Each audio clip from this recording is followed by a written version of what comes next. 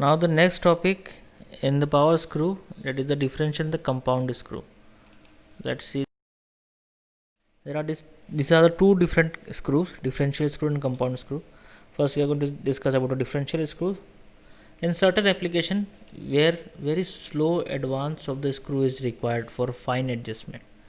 So for this, whereas in some application very fast advance of screw is desirable. So the slow and fast are the criteria. Based on that only, the one method is what? To achieve small advances of the screw is to reduce the pitch. If we reduce the pitch, small advances means very slow we can add it. And the small pitch result in weak threads. Okay. So the rapid movement of the screw is usually obtained by using multi-start threads. So that's why multi-start threads are developed here. So by increasing the number of starts affect the self-locking property also, because it gives a overhauling type of property. So to overcome this difficulty, differential and compound screws are used. A differential screw is what? Is defined as the mechanical device which is consisting of two screws in series, which are arranged in such a way that the resultant motion is the difference of individual motion of the two screw. Here just it is arranged in series, and the resultant motion is the difference of the individual motion. Let's see. Now here the figure is there. This is the differential screw. Okay, this is the S1, this is screw 1, and this is screw 2. So the composite screw, it consists of two parts. The larger part is what? S1, having a pitch of 4 mm, and the composite screw consists of two parts, and the smaller part S2 is here, its pitch is 3 mm. Okay, both are having a difference in pitch. The hand of helix for two thread is same, both being right handed. Here S1 and S2 both are having a right handed thread. Okay, this is the S1 and this is the S2. Now the larger part S1 moves through the frame. Okay, this is the frame here. I will take some other. This is the frame. Okay, so this frame is there. Now the rotation of the nut is prevented as illustrated in figure C. Okay, its rotation is in this way. Now the handle is turned through one revolution in clockwise direction. Okay, in this direction.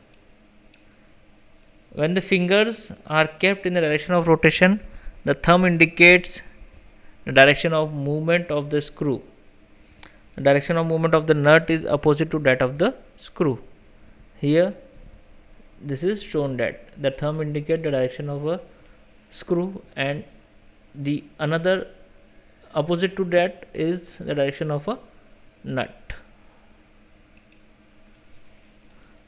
So the screw S1 will move through 4 mm to the left with respect to the frame, while the nut N will move 3 mm to the right relative to the frame.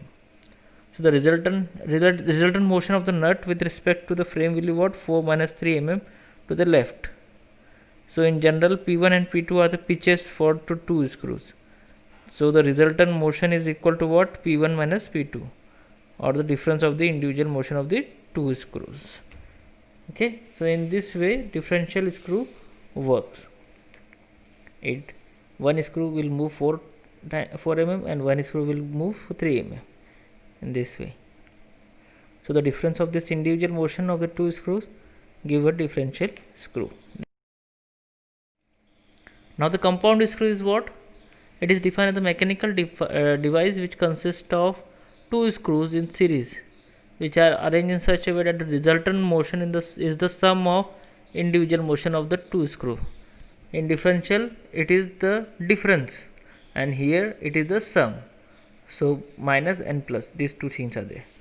In compound, we will add it. So the same thing is there. Here frame is there, S1 is there, pitch is same, which we have seen in the last. So the arrangement is similar to that of the differential except for the hand of helix. Here the hand of helix is different here. Okay, so let's see the hand of helix. The larger part S1 are having a right handed thread, and S2 having a left-handed thread. Okay, the threads are different here. So it can be proved that the resultant moment of the nut with respect to the frame is 4 plus 3 mm to the left.